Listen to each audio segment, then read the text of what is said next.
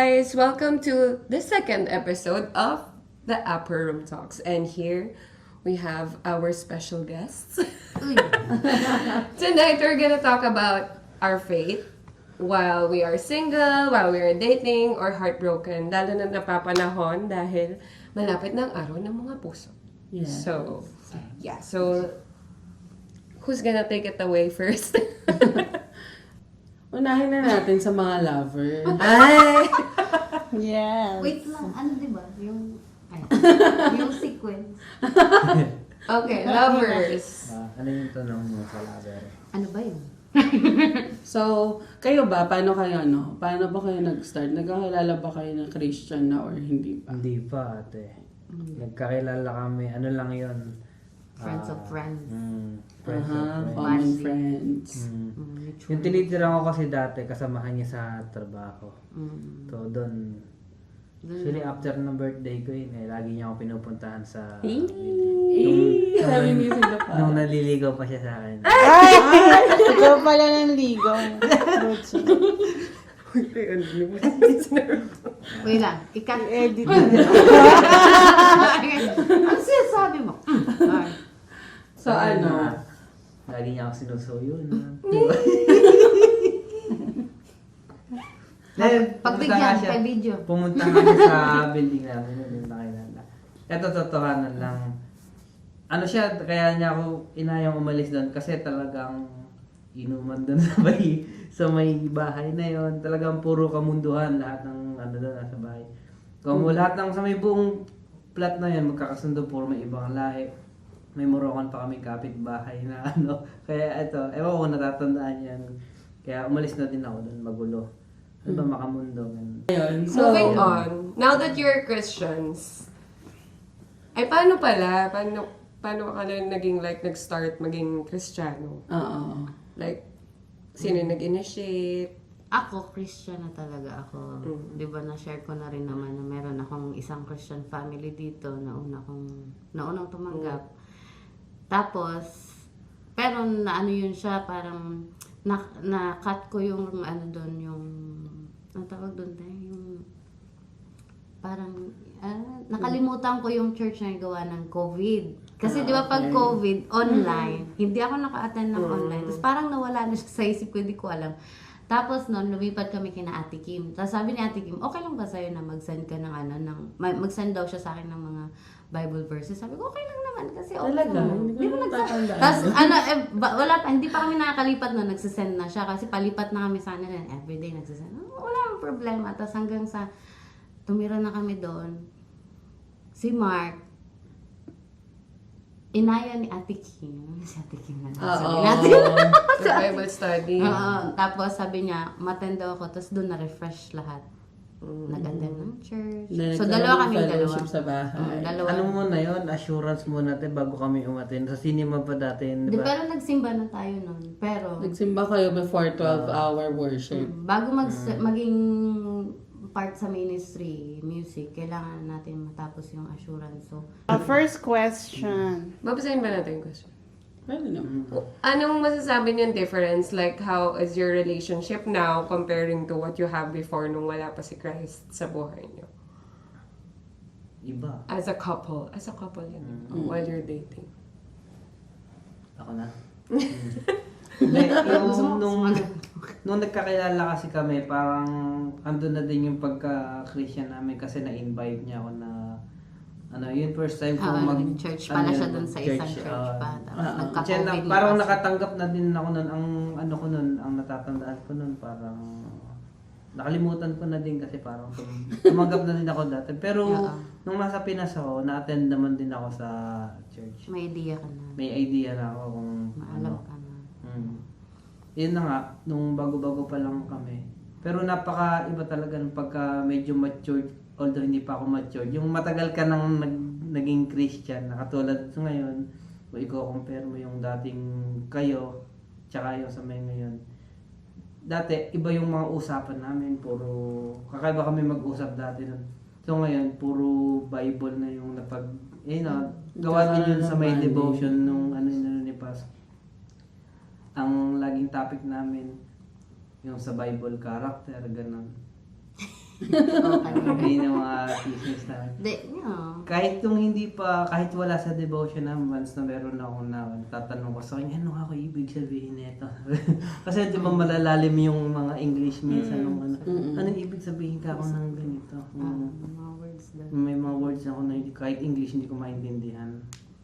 So, isa yon sa mga changes. Like, siguro before, nagde-devotion ba kayo before? Hindi.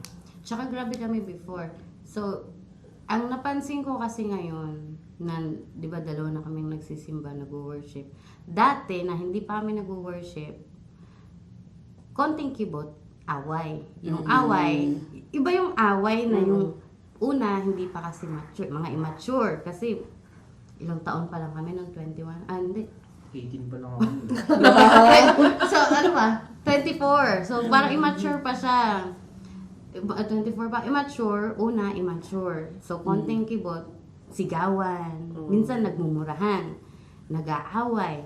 Nagbabatuhan. Hindi naman sa batuhan na. Yung bang, Isikalan pala. ano ba yan? Yung bang ganyan ba? Pero ngayon, pag nag-aaway kami, napansin ko, parang nare-restrain na namin na, konting tahimik, tas okay na kami. Kumbaga, marunong na kami nung ano, yung May control na. andun na yung control, may patience na, may, alam mo yun, may mga pagbabago na din sa Nasa mga grasya na ni buhay. Lord. Yes. Oo, Fruit di of ba the nga sabi, Fruit of the Holy huwag Spirit. mo nga hayaan na Oo. matulog kayo na hindi kayo okay. Oo. Kahit nakatulog na tayo, pagka ano, parang walang nangyari.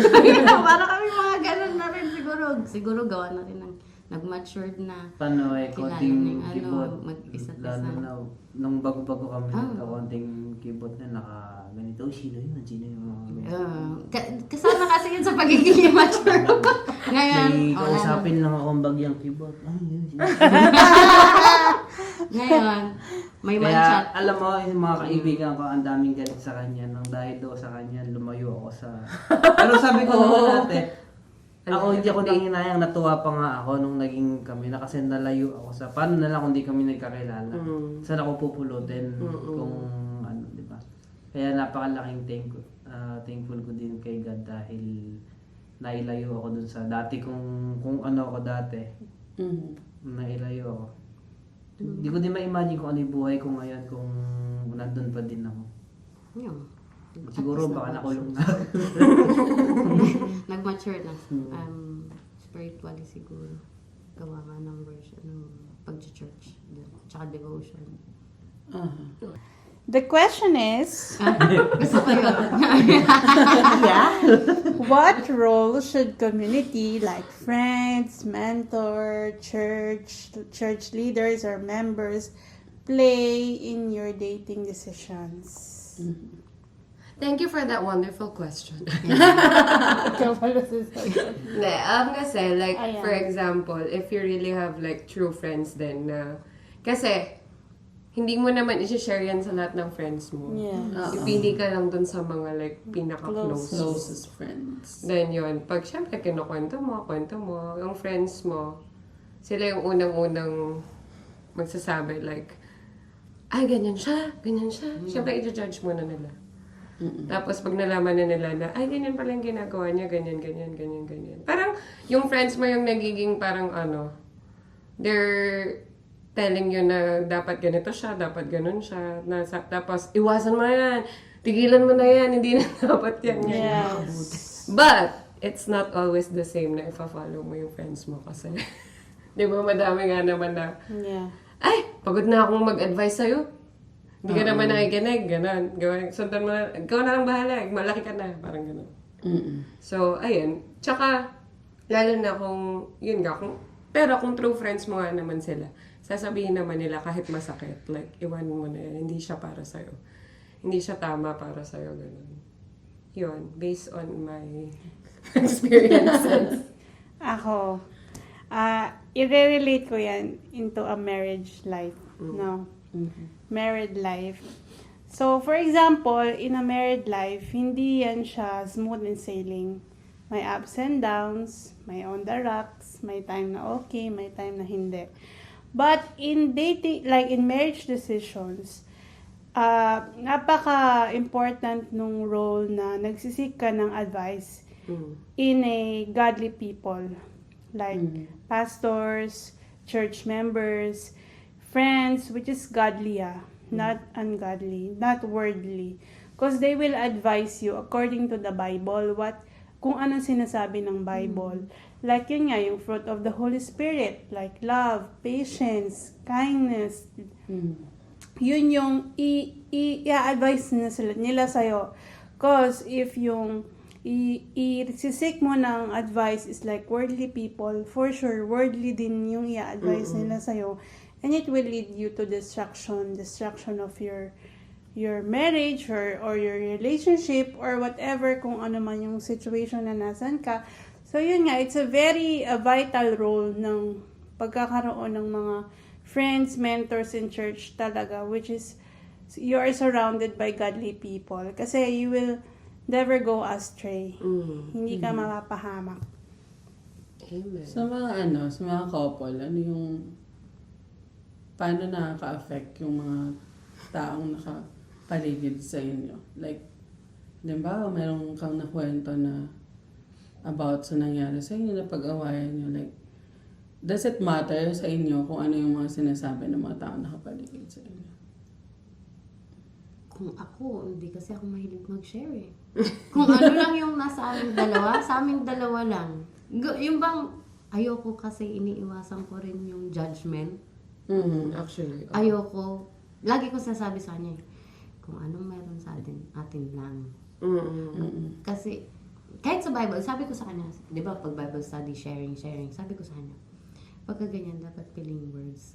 Ako kasi, may trust issues na kasi ako, kaya, kumbaga, takot na akong ma-judge. Kasi nangyari na siya sa akin before, so, after nun, hindi na ako masyadong nag-open talaga na. Kaya para sa akin, hindi ko alam eh. Ganon, agree siguro ako kay Ate Jonah. Kung mga ganito, dapat doon ka lumapit sa mga godly people kasi mas alam nila kung paano ka i-advise rather than going to your friends na Actually. outside ng di ba? Kasi either i-judge ka nila or bibigyan ka nilang ng maling desisyon na pwedeng ikasira pa dun sa relationship nyo. So, yun lang naman. Ikaw ba? Ikaw ba? Yung sa akin naman, kasi katulad niya nasabi kung alin yung sa relationship namin sa amin. No? So, ang tagal na namin, pero wala pa akong matandaan na may napagkwentuhan ako kung ano yung ano namin. Siguro yung kapag may aawayin na naman ako ni Lutz niyan. Sa pinsan ko, si Ate, kapag Ate Abby. pagka ako nalita ko naman, baka awayin na naman ako niyan. Pero mga ganong bagay lang, mga hindi yung mga... Yung mga puro sa biruan, ganun. Yung mga puro biro. Pero yung mga personal na halimbawa, nag-away kami, kung anong pinag-awayan namin.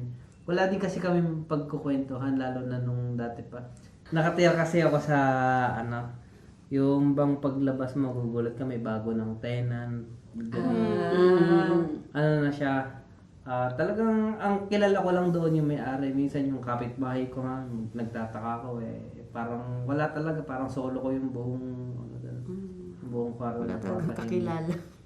Kaya minsan pagka pumunta ako naman sa may pinsan ko, ang kwentuhan naman namin puro kahugingan din. Yung bang mga kung ano yung mga update sa mga personal, wala. Siguro minsan sa family namin, although nagkakaroon din naman ng mga tampo-tampuhan kung minsan. Pero kami nung pinsan ko, kahit magkaganon, pa rin kami. Ka-all goods pa din. Yun lang naman yung... Hindi kami masyadong i-share.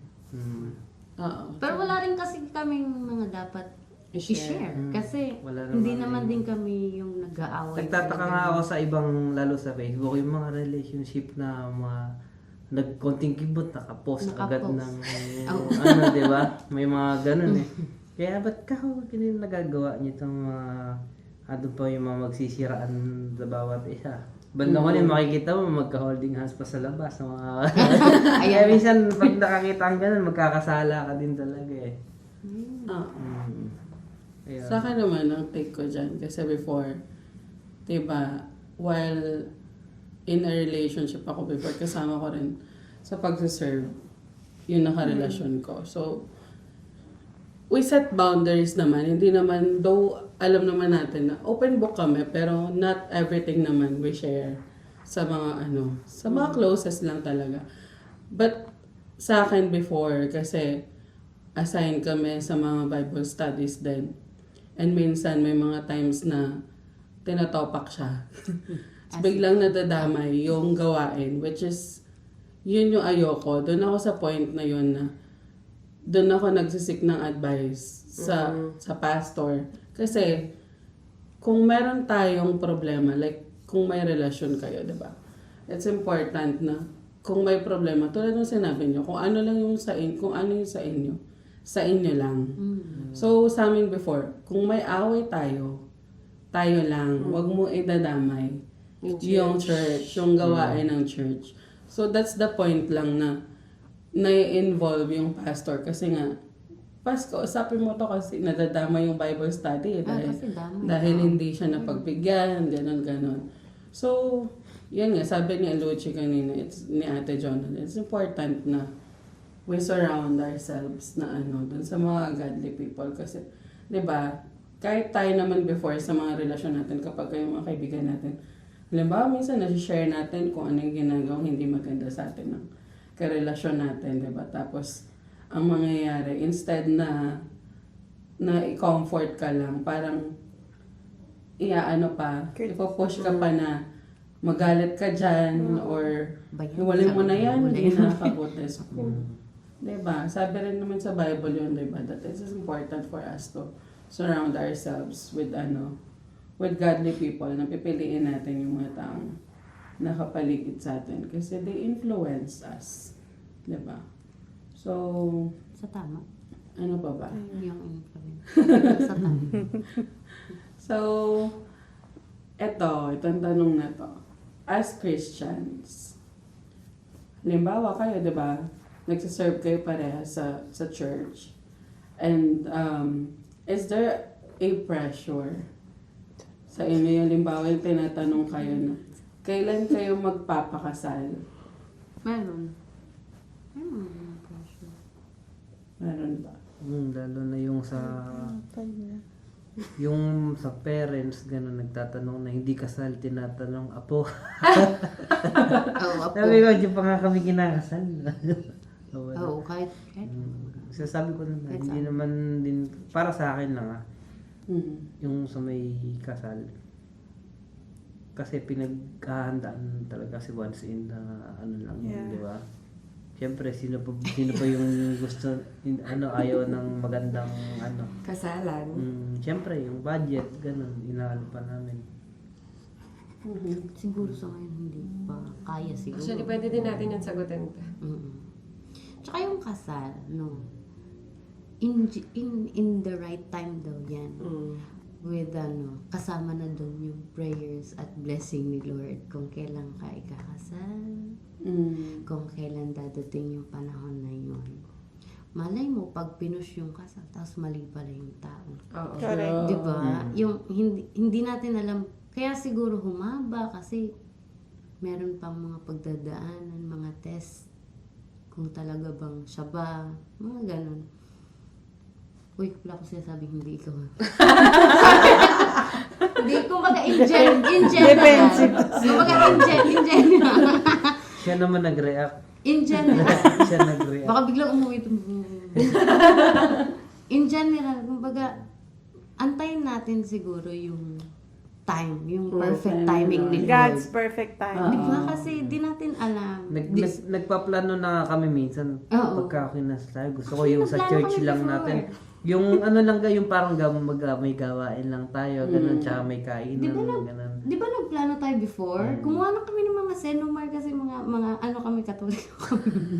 May mga senomar kami mga kinuha. Tapos hindi siya natuloy. Hindi ko rin alam. Bigla na lang din nawala sa isip namin. Siguro hindi pa siya yung time. Hindi pa siya ang perfect time. Darating din yung time. Gusto kong sabihin yun sa mga magulang namin. Pwede naman. Oo. Kasi nung pumunta sila Mark sa amin, lahat sila nagtatanong, anak ng pamilya namin, kailan yung kasal? Kala ko kasal. Sabi ko, bakit kayo ang nag-aalala? Kami yun? May mga gano'n. Ito naman mama niya. Kailan na nga po? May mga rush. Advance. May mga, di ba? Yung, paras na kasi kaming naniniwala ngayon. Let's wait for the Lord. Sabi ko nga sa Darating din. kanya, gusto ko pag kinasal ka ako tayo, yung may gawain tayo, yung ganun yung mag-ano pa rin ate, yung parang Friday, yung ano, praise and worship, yung mag-worship us. Si Pastor na din ka kayo Si Pastor magkakasal din. natin. Pwede naman. Si Pastor. Ganong Pwede plano din naman. naman kami. Pero hindi pa siguro yan. Tanungin naman natin ng mga single. How does being single shape the way you experience and understand God? Single. Mauna ka na good.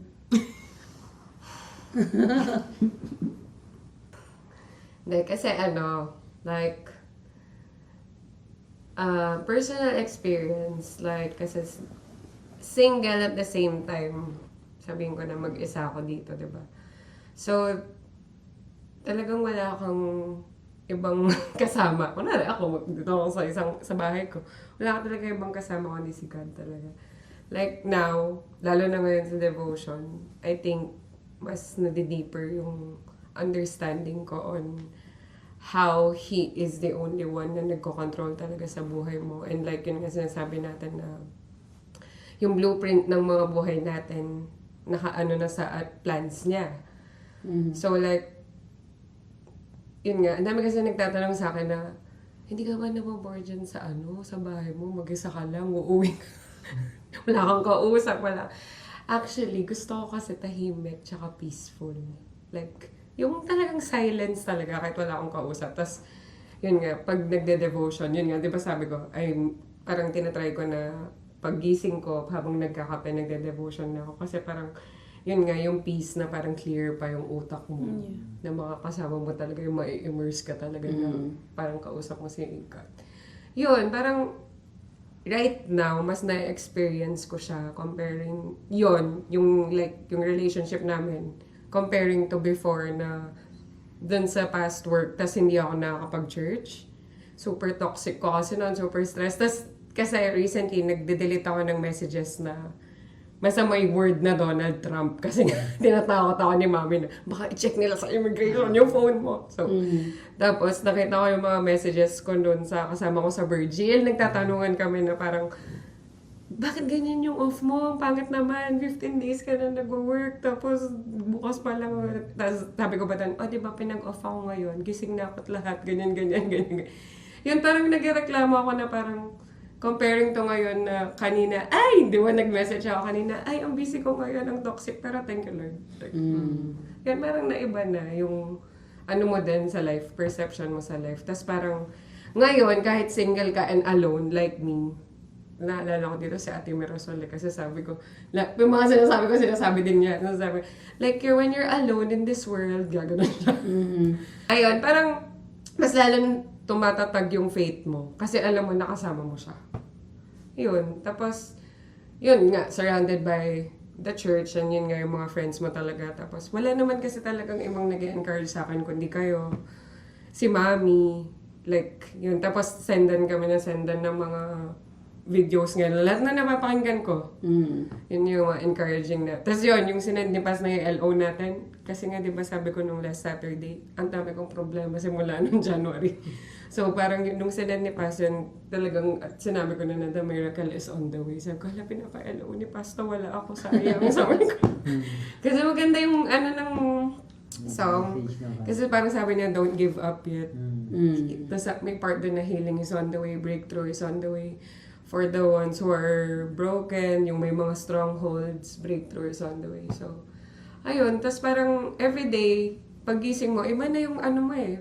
Iba na yung, yung perception mo ba na iba na rin yung paggising mo ngayon, sabi mo, thank you Lord. Kahit late ka na, thank you Lord. Ayun. Then, tumatatag ka lalo kasi nga, di ba sabi nga, what doesn't kill you makes you stronger. And yun na parang, even if you know that you're alone physically, hindi ko naman alone na talaga na, andyan kayo eh. Surrounded talaga ako by love. And yun nga, sinabi nga din nung pinsan ko, kinuwento ka na ate to na, kasi pag yung ikakasal, nag-usap kami last week, parang sinabi niya na, kasi pag nagtatanong siya, like, are you up? Ganon. Kasi I'm off today. Gusto niyang makipag-usap. Kasi, alam mo naman yung mga doktor. Then, and sabi ko, I'm in Bible study, ganon-ganon. Kung gising ka pa, or kung wala kang gagawin, mahahabol kita, ganon. Tapos yun, parang nag-open up siya na parang happy daw siya kasi nag-open up ako din ako sa kanya before na parang, alam na ate to na parang may moments nga ako na bigla ka na lang iiyak kasi parang hindi mo na talaga kaya. Though okay lang naman mag-breakdown. Oo. Naman. Oo. Tapos, yun. Tapos parang sinasabi niya na I'm happy na you're surrounded by people who love you and yun nga yung community mo na parang even if mag-isa ka dyan, na parang alam mo yun na family talaga sila. Sabi niya. So nakakatawa din kasi alam nila na God led you to these people na yun nga, to encourage you even if you're alone. Kasi mahirap talaga. Lalo na kung magpapadala ka talaga sa enemy. Ang number one prayer, ang isa din sa mga prayer ko, parang healing, hindi lang physically, emotionally, spiritually din. Lalo na dun sa pati yung mga relationships na, yung mga nung dati, yung mga na broken, na over petty things lang, na one day marirealize nila na iba din kasi yung may friendship na kasama si Lord. Talaga. So, yun, mend the relationships din. Ayun, kasi, pinagpapray ko din tayo lahat. Including me, syempre, kasi yun nga, ang dami nga naman, di ba, anxiety yung message natin last Friday. Hindi mo rin kasi may iwasan. Though, yun nga, kasi iba na yung faith natin kay Lord. Alam natin, nakasama natin siya. And yun nga, siya lang naman makakatanggal nun. Lalo na pinag-pray ko yan, sina Ate Michelle, yan sina Ate. Though hindi man natin talaga maintindihan kung ano yung nangyayari sa buhay natin ngayon. Though alam naman niya kung anong ginagawa niya. So, we trust in Him. Yun, kaya mas grabe na yung faith and trust ko sa Kanya. And alam ko madi-deeper pa to sa DMA na gagawin natin. Buti hindi kayo nadidistract as single. Ngayon bang nadidistract ka na? Punta ako sa ganito. Hindi, nagaganon din kami actually. Di ba yung, punta nga ako sa gana. Wait Pero lang. sa places na ano lang, like, hindi, deserve naman natin like mag-unwind. Like, kami, nag-wine kami sa labas, gano'n. Pero yun nga, ewan ko, part na din ba ng trentahe na mas pinipili na namin yung Tahimik. Tahimik. Oo. Pero doon na sa ano, restaurant wine, hindi na yung chugs-chugs. Ay, hindi na yun. Wala na. Wala na yun. Ikaw ate, how about you ate? So, as a single na galing sa long-term relationship, mas na-experience ko si Lord talaga ngayong single ako. Na parang, kasi before, di ba, kapag ka nasa relasyon ka, medyo hati yung attention mo. Like ako, talagang sobra ako pagka nagmahal.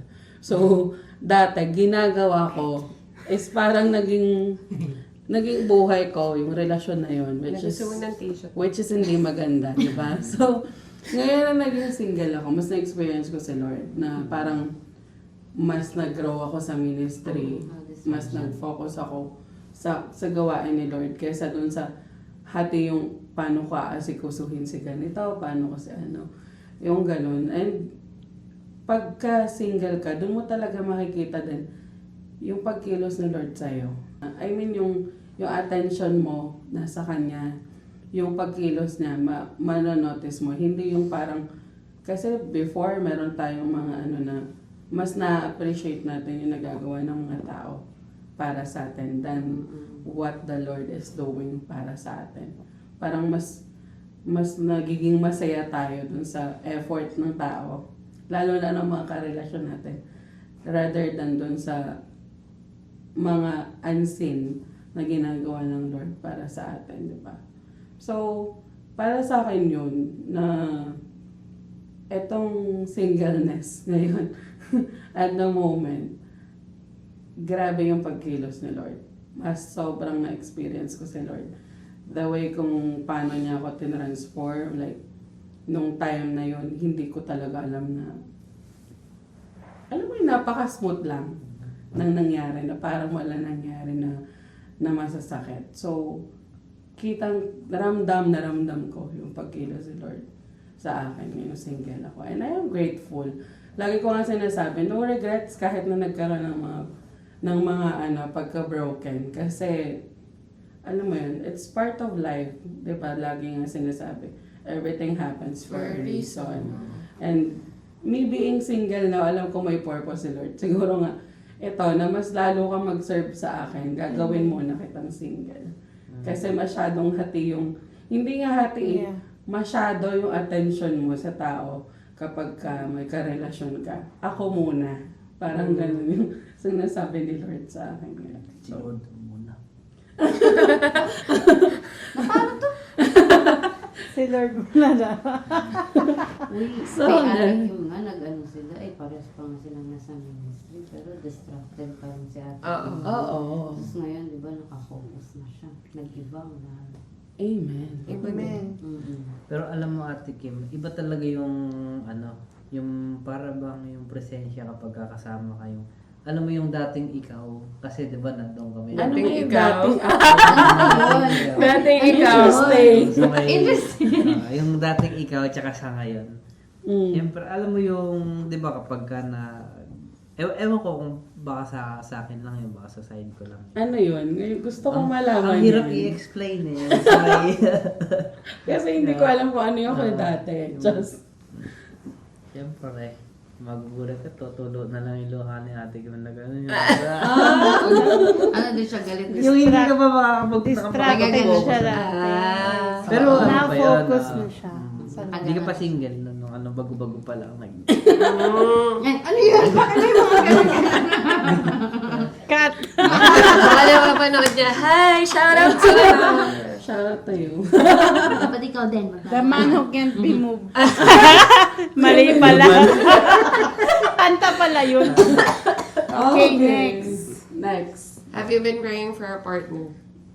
If so, how do you stay faithful when prayers for a partner feel unanswered? Okay, sa akin hindi pa ako nagpe-pray for a partner at the moment. Hindi ko alam bakit. Pero minsan may mga topic kami ni Arena. Tulad last time nung nagde-deliver kami. Nabanggit niya magta-34 na kami.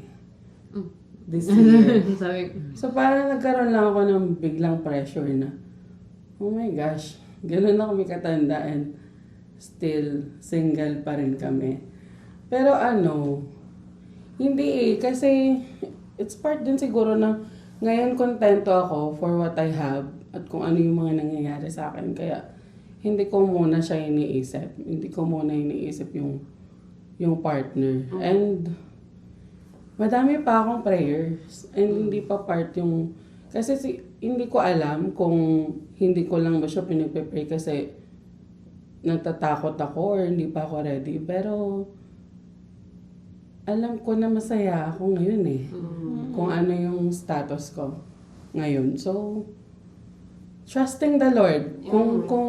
Kung talagang ibibigay niya sa akin, Ibibigay niya. di ba nga, lagi natin sinasabi, hindi mo siya hanapin. Siya darating. Kung siya ay para sa'yo or kung ibibigay na ba siya sa'yo ni Lord, darating at darating siya. Kung gusto ni Lord, no one could ever stop it, diba? mo siya ipag-pray. So, ayun.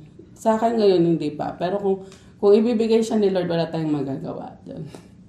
So, ikaw. Actually, nasagot mo na. mas ano yata, mas effective pag hindi mo siya pinag-pray, tas kusang darating. Ewan ko. Actually, ako hindi rin na ako nagpa-pray at the moment ng partner. Kasi yun din, pareho kami ni ate. Like, ready ba ako? Kasi wala naman talaga ako long-term relationship. Actually, yung mga relationships ko, hindi ko rin naman pinagsabi. Going back to dun sa kanina. Ako kasi yung parang kung hindi ka magtatanong, hindi ko sasabihin sa'yo na may kadate akong ganyan, may kadate akong ganyan. Darating dun sa point na malalaman nila, tapos na akong umiyak. Wala na kami, mga ganyan. Then, ayun, sabi nga ni ate, kung darating siya at kung will ni Lord, darating din talaga siya. So, yun, baka pag dumating kasi siya, tapos hindi ako ready, hindi ko alam gagawin ko. So, baka, sabi nyo nga din, parang kapag nagmadali ka, tapos nagpakasal kayo, magiging ano, Baka hindi mag- ibang outcome, hindi mag-work. Meron nga silang, sa mga reels na napapanood ko, parang it's better to stay single than being married to someone na who turns out to be a murderer, someone who turns out to be like this, like that. So, yun. How do you pray when your heart is shattered and God feels silent? Alam mo, Ay, hindi sa naman mga- laging sagot yan eh. Minsan si Ang God pagiging nagkaan. ano kasi, Listening. heartbroken, hindi lang actually sa relationships. Like kami, ang pinaka masakit na Broken. heartbreak sa amin yung pagkawala ni Daddy. Na very unexpected. So, di ba sabi nga, may nabasa ako sa book na parang sa lahat ng creation ni Lord, ang heart yung pinaka-precious kasi even if it shatters again and again and again sa lahat ng heartbreaks mo sa buhay, it's still working, tumitibok pa din siya. So, yun nga, di ba sinasabi natin na kapag umiiyak ka pa, it means God Kumikilos is pa sa still Lord working in sa your buhay. life. Yeah. So, yun yung sa akin. So, we keep praying na we have faith in Him kasi alam niya naman ang ginagawa niya sa buhay natin. And yun nga, everything happens for a reason. So, we continue to trust in Him. May Yun, yun God yung sa akin. feels silent. Baka si God nagli-listen lang sa mga prayers mo nung nasasaktan ka. Oo, tsaka minsan hindi kailangan naman din natin instant yung mag-listen. answer eh. For Yeah. example, yun nga, na-aksidente si Daddy. First question mo, why? Bakit ganon? Nagbakasyon lang siya. Tapos ngayon hindi na pala siya babalik. Kami paling uuwi. Oo. Yun, so... But yun nga, sabi nga natin, everything happens for a reason. Yung pala, kaya pala dinala na niya ako dito. Kasi makakasama ko siya 6 months lang. Yun, may mga ano dun. Yung mga dahilan. Alam mo yung sinasabi natin na one day it will all make sense. Yes. Oo. So, yun, we continue to pray and trust in Him. Even if we don't feel that He is working, He is working. Diba sabi nga ni Ate Emma, He moves behind the scenes. Yes. Ayun yung sa akin. Next. Is it okay to be angry with God Ay, after a kayo sasagot niyan. No. Never. Kasi it happens for a reason. Actually, hindi yun kadapat maging angry kay Lord. Kasi, pero at some point, pagka, sabi ko nga sa kanila kanina, it depends on the severity of the damage that has been done to you. Pagka sobrang sakit nung ginawa sa'yo, minsan, hindi naman magagalit ka, but mapapa-question ka, like, why? Kagaya yung sabi niya, bakit ako? Bakit kami? Bakit ganito? But yun nga, it is not normal. Is it not okay to be angry with God? Kasi lahat ng nangyayari sa buhay natin, nakaplano na yan. Diba? Yung success mo, yung failures mo, challenges mo, yung pagiging heartbroken mo, yung breakup mo, nakaplano na yan kay Lord. Hindi yan sudden na dahil gusto lang niya. Because, yun nga, may reason siya. Bakit nangyayari yun sa'yo? Because, maybe may gusto siyang baguhin sa heart mo, may gusto siyang baguhin sa character mo. And yun nga, yung parang sinabi din natin kanina, na pag nakikita niya, na napapalitan na siya sa heart mo, may gagawin siya, tatanggalin niya yun para mapalapit ka ulit sa kanya. Because diba, syempre, unang-una talaga nating mamahalin si Lord. The next na lang yung family, yung karelasyon natin. Unang-una talaga si Lord. Diba? Kasi diba, nasa commandments yan, love the Lord, your God with all your heart and your soul. So, yun. Next. Oo, yun nga. Sa akin, sabi ko nga, no, never. Wag kang magagalit sa Lord. Kasi, kahit na gaano kasakit yan, merong purpose si Lord kung bakit nangyari yan. Kaya lagi ko sinasabi, kahit na gaano kasakit yun, no regrets. Kasi diba, lahat naman ng taong dumaan sa buhay natin, or kahit na anong mga nangyari sa buhay natin, ang purpose is, minsan they are a blessing, minsan they are a lesson. Yes. So kung broken-hearted ka dun sa taong yun, ibig sabihin, lesson siya na dinala sa'yo ni Lord. And kaya never question God, never get mad sa Lord. Kasi it's part of His process sa buhay mo. Kasi nga, alam niya na kung ano yung from start to finish ng buhay mo. So, lahat na nangyayari sa'yo, di ba sinabi ko rin to, kung nasaan ka eksakto at the moment, hindi aksidente. Yeah, God intended correct. that to happen sa buhay mo kasi it's part of His plan. So, never get mad and never question the Lord. Amen. So, ayun. Next, what spiritual cliche Cliches. hurt more than help when you're heartbroken? Ayun, isa sa mga spiritual cliche na nabasa ko, is lagi sinasabi, be positive. Ah, okay. Diba? Minsan pagka heartbroken ka, ang hirap maging positive. Kasi nga, nasasaktan ka pa Pero, yun nga, kailangan mong gawin yun Kailangan mo, minsan may mga bagay na kailangan natin marinig. Kahit masakit sa atin, kailangan natin marinig for us to learn. Yung ganun. So, actually, hindi lang para sa mga heartbroken, no? Pang general. Oo, na kailangan mong gawin yun Para saan pa at nagkaroon ka ng Lord sa buhay mo? Kung hindi mo kaya, maging positive. Diba? Lagi rin natin yung sinasabi kay Ma'am She, kapag may problema siya, diba? Na napaka, diba, ang tawag niya sa sarili niya, may stress. Yes. Oo. So, bakit ka nagiging ganyan? Bakit napaka-nega mo kung meron kang Lord sa buhay mo? So, siguro para sa akin yun. Yung be positive na laging sinasabi. Na minsan, at the moment na nasasaktan ka is, hindi siya nakakatulong for you. Pero in time, marirealize mo, oo nga no, bakit nga ba hindi ako magiging positive? Which goes back doon sa tanong sa kanina na parang magagalit ka ba sa Lord? Hindi, kasi plan niya yun parte ng plano niya. And walang makakatulong sa sitwasyon mo ngayon na heartbroken ka. Kung hindi, maging positive. Let go. Let God. Parang ganun. So, Natahimik ako sa cliche. Hindi ko alam ibig sabihin. Isip na spiritual cliche. how can heartbreak Depend faith instead of destroying it? destroying. How can heart... okay. Nasagot ko na rin yun. Nasagot na rin natin kanina, di ba? Oo. Na pagka nakikita ni Lord na may pumapalit na sa heart mo, tatanggalin niya. And then, yun nga, mas doon ka napapalapit sa Kanya.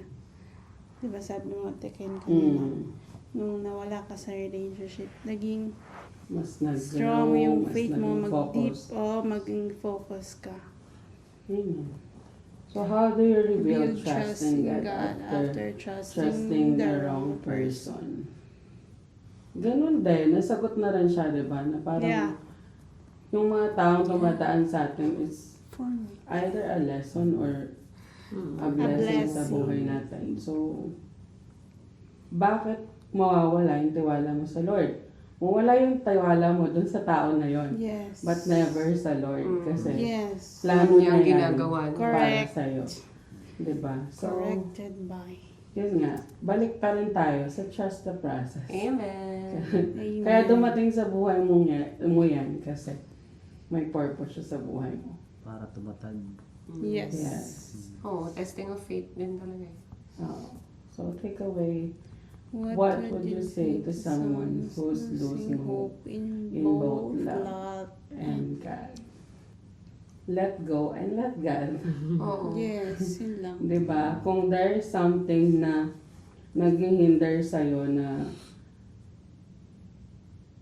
mag-move on sa buhay mo, or kung merong something na nangyari sa past mo na pumipigil sa'yo or nagtanggal ng pag-asa mo sa buhay, ng hope mo sa buhay, parang alam mo yon, yung hanggat hindi ka na, di ba, sabi, move on from the past, don't cling dun sa mga nangyari sa nakaraan. Yes. So, ang masasabi ko siguro is, yan nga, let go and let God, kasi hindi mo makakontrol yan Si Lord lang naman ang may control niyan sa buhay mo.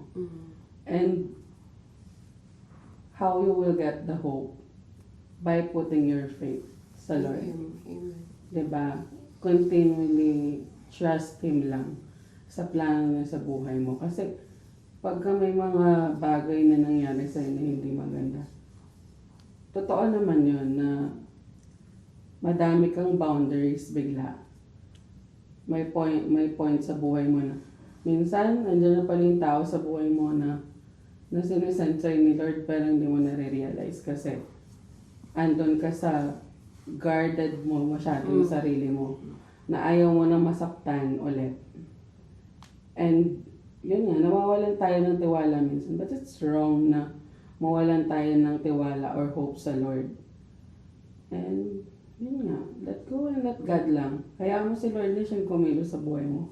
Huwag mo kontrolin yung mga mangyayari sa buhay mo. Yes. So, How can the church better support singles and heartbroken people?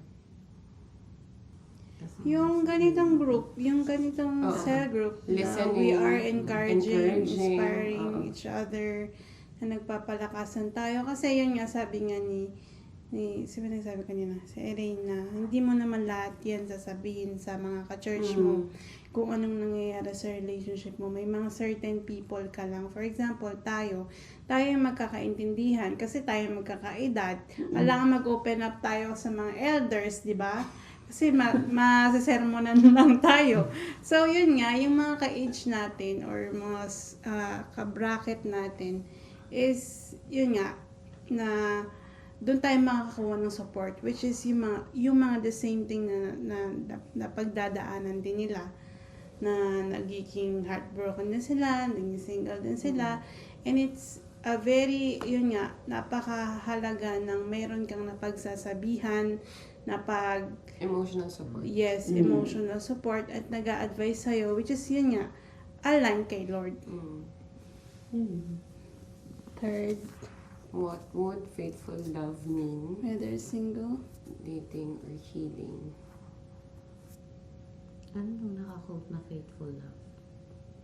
The love of Jesus Christ. yes, the agape love from the Lord. Even if we're not faithful to Him, Unconditional. He proved to us na He's faithful again and again and again. Yes. Even we are sinners. And He never left us, Yes. actually. faithful love siguro yung unconditional, understanding na love.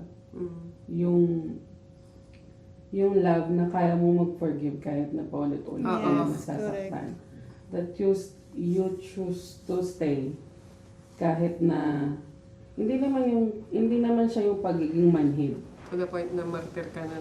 No, hindi siya sa ganun. Ayaw, binubugbog ka na tapos Oo, di ka pa rin umalis. ganun. So, Kat! yun nga, yung halimbawa, ay sa mga dating, faithful love yun yung meron kayong pagkakaintindihan. Yes. Kasi merong, di ba, merong time, merong point sa pagiging magkarelasyon na kailangan mo ng grace sa partner mo. I mean, hindi naman talaga lahat ng partner is magiging perfect. Alam mo yan? Is perfect. Yung lahat tayo may flaws, lahat tayo mayroon magkakaroon ng pagkukulang.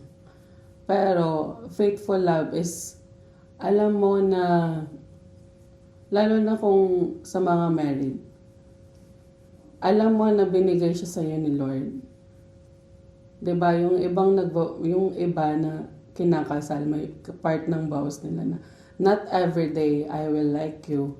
Not every day I will love you. But I will Sickness still and choose health. Diba? you But I will choose you. I will choose to stay for with the you. rest of my Kasi Char. alam mo na kayo yung binigay ni Lord para sa isa't isa. And faithful love, syempre walang makakapantay sa love ni Lord. Yes. Agape love, unconditional love. So, ayun. Okay, so Ay, sorry. bottom line is, ano ba? Matthew 6:33.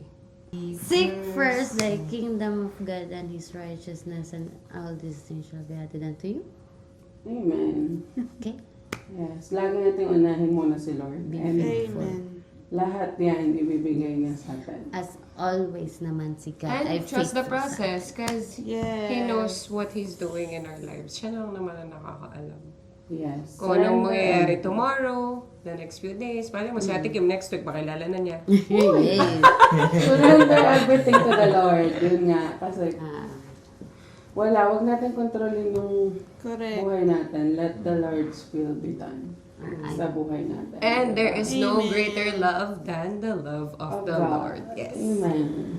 So, kung single kayo, unahin niyo si Lord. Kung married kayo, be Unahin. the center. Let the Let Lord be the center of your relationship. And kung ganun din, kung dating kayo, let your decisions be guided by the Lord. And surrender nyo yung relasyon niyo sa Lord. And yun, hayaan niyo yung will niya, yung perfect timing niya para sa inyo, kung ano man yung plano niya. Amen. Amen. Amen. Amen. And that's a wrap. wrap.